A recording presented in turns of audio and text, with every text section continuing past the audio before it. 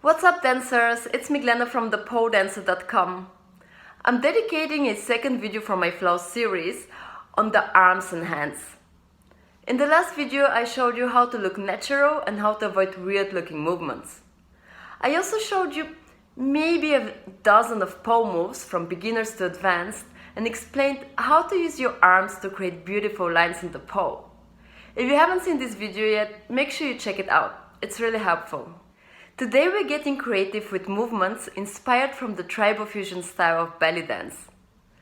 I've always wanted to create this video, not just because I personally like this style, but because it's very isolated and creates body awareness and softness in your arms and hands, all the way to the small muscles of your fingers that I haven't experienced in many other dance styles. At least not in dance styles that look so feminine and fit so well with the pole. These movements fit well with exotic pole choreographies as well with contemporary pieces. But most of all, I want you to use them to develop your own personal style and to create your own pole art. Use just the technique from these exercises and make it feel more loose, more free and more natural for you, even if it doesn't look perfect from the very beginning. Enjoy this practice. To warm up your wrists, circle with your hands at least 5 times in each direction. To stretch them, bring your palms facing each other in a prayers pose. Keep your shoulders down and your elbows out. Push the palms together and slide your hands further down to intensify the stretch. Make sure that your wrists always stay together. If there's a gap in between, you've gone too far. Keep pushing for 10 seconds and flip them with the back of your hands facing each other. Bring your elbows down to intensify the stretch. Again, your wrists at the point of contact. If that feels comfortable, try moving your fingers around. Stretch here for at least 10 seconds. Then turn your wrists away from your body and start rotating your hands around them, never losing the connection between your wrists. Notice that it's not just the back of your hands or your knuckles that stay in touch. It's your wrists. Change directions after 10 circles. Next challenge. The goal is to keep your fingers and your elbow in a fixed position and to rotate only your wrist. Use the palm of the other hand as an anchor point for your fingers, at least for your middle finger. Keep your fingers soft. Circle for 10 times in each direction and change hands. This might feel unusual at first, but it will make much more sense in a second.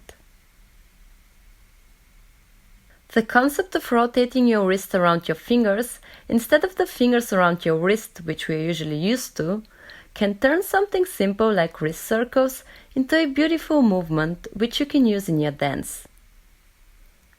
But the wrist rotation is just one part of the whole. What actually makes hand movements look beautiful is something called hand undulation or hand wave. This is where the fingers come into play. General rule of thumb, which I also mentioned in the previous tutorial, is to keep a bit of space between your fingers and keep your thumb in front of your palm. The first step of a hand undulation is to imagine cupping your hand around a ball or an apple, or in my case a lime.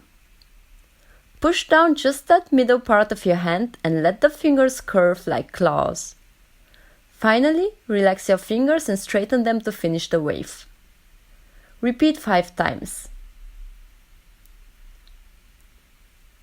To create a bigger wave with a better momentum, start with your wrist flexed and your fingers pointing down. Smooth it out to make it look like a wave.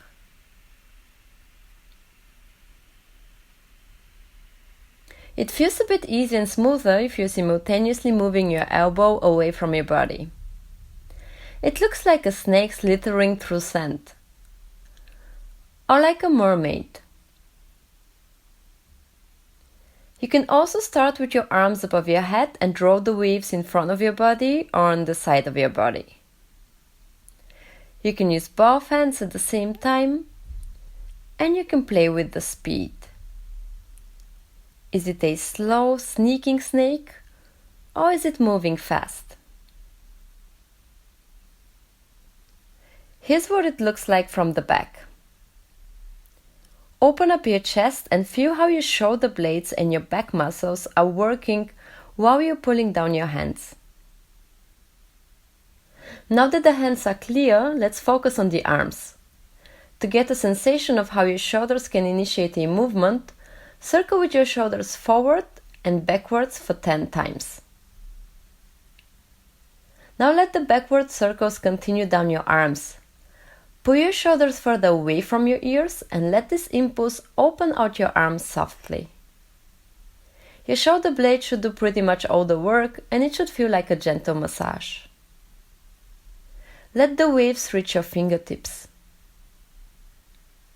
If this felt exhausting, shake out your arms and rotate your head in different directions. Let's dive in straight into some arm waves, also known as snake arms. We break them down into 4 steps. First step, shoulder up. Second step, elbow up. Third step, wrist out. And fourth step, fingers straight. Again, shoulder, elbow, wrist, fingers. Once you've pulled your shoulder up, don't stay there. Push it away from your ear and use this impulse to lift your elbow. Your arm should be slightly rotated internally. Bring your elbow down and extend your wrist out. Finally, extend your hand all the way to your fingertips and soften your fingers. Now smooth it out. Try making a sequence of multiple waves, first with one arm, then with the other arm, and then with both arms. Keep your chest out and find your own rhythm. Once you got this, try to walk slowly at the same time. And also play with the speed of the waves. This is what it looks like when you don't use your shoulders at all. It's simply waving with your arms. And here's the correct version. To make it look even snakier, we'll add a little movement called sidewinder. Imagine someone pulling your ribcage side to side. Let your shoulders and your arms respond to this pulling sensation. It should feel like you're drawing a figure 8 with your chest. Finally, add the snake arms we did previously. This subtle chest movement makes your upper body and your entire dance look more soft, natural, and graceful. So that the rest of your body doesn't remain stiff, you can add hip winds. Walk in place without leaving your toes off the floor, just your heels. Shift your weight from one leg to the other. When you lift one heel, lift the same hip up and push it to the side. Imagine drawing a figure 8 with your hips. Use also your hands to draw an 8 in the air. Soften your arms and find a nice rhythm between your hips and your arms. Slowly bring the arm movement higher towards your chest and continue with snake arms. At the same time, continuing the hip winds. This is called layering. The coordination between different body parts might feel challenging at first, but it becomes easier with practice. Walking and adding little steps to any other movement will also challenge your coordination once you're feeling ready to add progressions. Once you've understood and you've practiced the technique of these movements, stop thinking about the technique anymore and focus on the feeling. Make it feel more loose and free. Make it feel natural for you, even though it doesn't look and feel perfect yet. Even though it's different than what you've learned today, just stay curious. If you get lost completely, come back to one simple movement from the previous exercises, like the shoulder circles or the wrist circles, the hand undulations or snake arms. Practice and build from here. This could become the foundation of your own personal style. I'm sure that your upper body got warm by now, but before we move to the pole, a little reminder that you can download for free my 15 minutes long warm-up routine on thepodance.com/Flow Warmup. The link is in the description below. It's not a regular fitness warm-up. These dynamic flows will help you improve your fluidity, your range of motion, and ultimately they'll help you get confident in dancing. Now the big question, how do we combine this with the pole? My advice? Don't try too hard to implement that exact same movements on the pole. Use only the sensation that has remained in your body from the previous exercises and observe how your dance expression changes. Here's a game you can play. Start freestyling on the pole for around 20 seconds. Don't worry about repeating the same old go-to moves. Simply try to find a bigger range of motion in your shoulders, arms and hands than usually. Start releasing your hands more and slowly finding your way off the pole. Dance for another 20 seconds and focus only on your arms and your hands. Find again the connection with the pole and repeat. Alternate keeping both hands on the pole, releasing one hand, releasing both hands. Aim to find a natural connection between these two words, on the pole and off the pole. Which one feels easier for you? How about the connection in between? If during your freestyles you discover a short movement that you like, create a sequence with it that you can loop.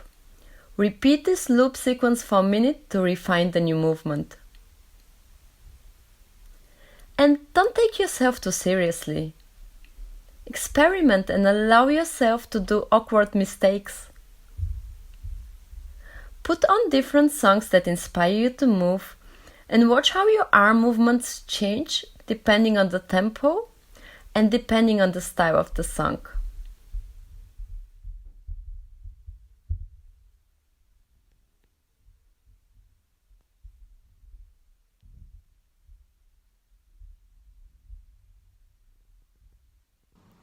I hope you guys enjoyed this creative detour into the magical world of tribal fusion belly dance inspired arms and hands.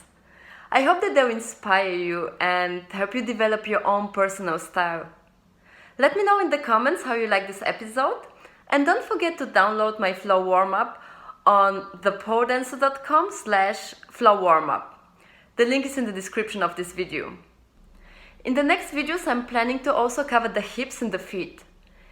It might take me a bit longer than usual because I'll be creating soon my first pole dance online course.